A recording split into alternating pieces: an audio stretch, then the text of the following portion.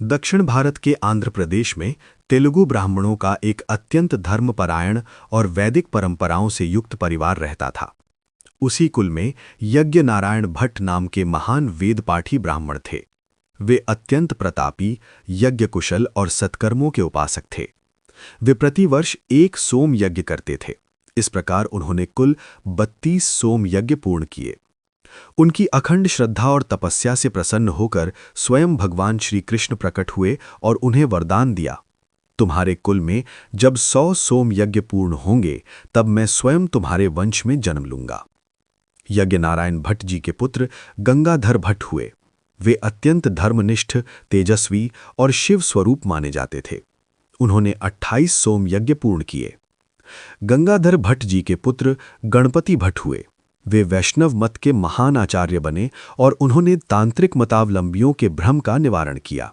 उन्होंने 30 सोम यज्ञ पूरे किए। गणपति भट्ट जी के पुत्र वल्लभ भट्ट हुए, जिन्हें दशग्रंथी भी कहा जाता था। वे महान विद्वान थे और उन्होंने 5 सोम यज्ञ पूर्ण किए। इस प्रकार कुल मिलाकर 95 सोम यज्ञ पूरे हो चुके थे। वल्लभ भट्ट जी के 2 पुत्र हुए, लक्ष्मण भट्ट और जनार्दन भट्ट। लक्ष्मण भट्ट जी अपने पूर्वजों की भांति अत्यंत विद्वान, धर्मनिष्ठ और वैदिक आचरण वाले थे। उनका विवाह इलम्मा गारू जी के साथ हुआ। लक्ष्मण भट्ट जी ने शेष 5 सोम यज्ञ पूर्ण किए और इस प्रकार कुल 100 सोम यज्ञ पूर्ण हो गए। अब पूरा परिवार भगवान के अवतरण की प्रतीक्षा करने लगा। लक्ष्मण भट्ट जी और इलम्मा गारू जी दान पुण्य, संत सेवा और ब्राह्मण सेवा के उद्देश्य से यात्रा पर निकल पड़े और अंततः काशी वाराणसी में रहने लगे। कुछ समय बाद इलम्मा गारू जी गर्भवती हुईं।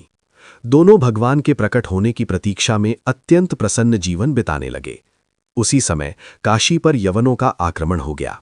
परिस्थिति कठिन होने पर लक्ष्मण भट्ट जी अपनी पत्नी और स्वजनों के साथ अपने मूल स्थान आंध्र प्रदेश की ओर चल पड़े। यात्रा करते करते वे चंपारण्य पहुंचे। वहीं इलम्मा गारू जी को गर्भ के 7वें महीने में ही प्रसव पीड़ा आरंभ हो गई। विक्रम संवत 1535 में उन्होंने एक पुत्र को जन्म दिया, किंतु बालक न रोया, न शरीर में कोई हलचल थी। माता पिता अत्यंत दुखी हो गए और उसे मृत समझ बैठे। भारी मन से उन्होंने बालक को एक वृक्ष के नीचे रख दिया और आगे बढ़ गए। रात्रि में जब वे चौड़ा नगर पहुंचे और विश्राम किया, तब भगवान स्वयं लक्ष्मण भट्ट जी के स्वप्न में प्रकट हुए और बोले, जिस बालक को तुम मृत समझकर छोड़ आए हो वह मैं ही हूं। स्वप्न सुनते ही लक्ष्मण भट्ट जी ने सारी बात इलम्मा गारू जी को बताई। दोनों माता पिता वायु के समान वेग से वापस उस स्थान पर पहुंचे। वहां पहुंचकर उन्होंने अद्भुत दृश्य देखा। बालक सुरक्षित था और उसके चारों ओर अग्नि का दिव्य घेरा बना हुआ था। श्री वल्लभ करुणा करी, कली में लियो अवतार।